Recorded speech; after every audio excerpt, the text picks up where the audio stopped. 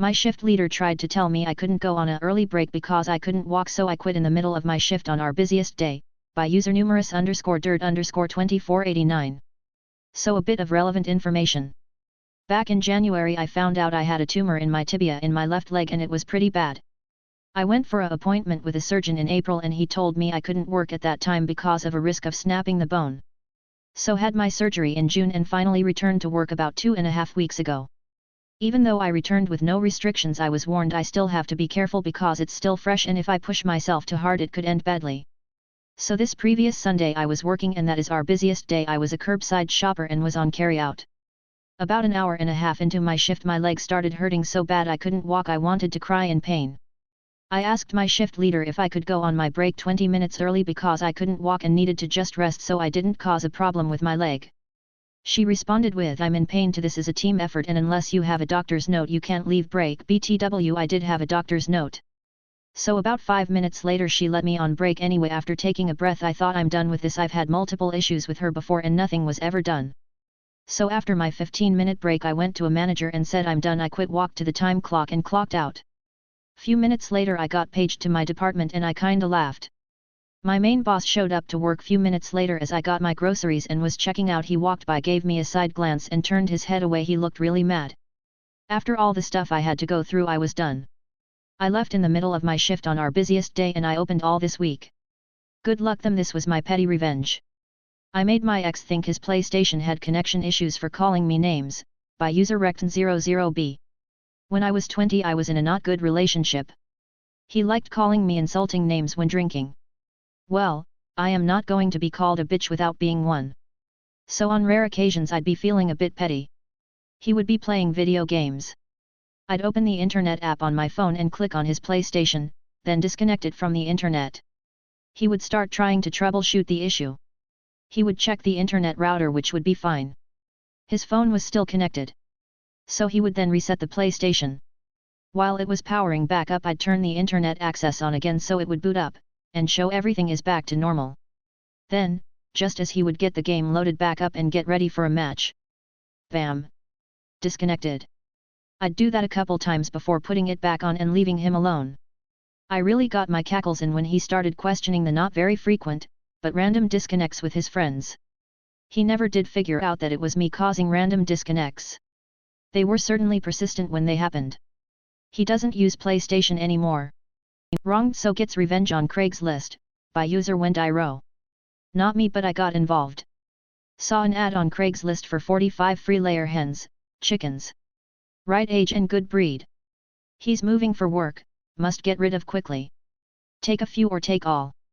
I call. The guy is irate. I get him talking because he is at his wit's end. He tells me that his girlfriend found out he was cheating when she went through his phone. She broke up with him and he thought that was that. But she started posting free stuff on Craigslist with his phone number. He's getting tons of calls all day and night. Call anytime. As soon as he gets the post taken down, she posts another with his phone number. One was a motorcycle he never owned, like he never owned any chickens. Another was free new fencing he can't use. He lives in an apartment. A puppy he found. Share half a big house cheap. I'm out of town most of the time for work. Whenever he could get a post taken down, she would post in a different category. He can't change his phone number because it is a work phone.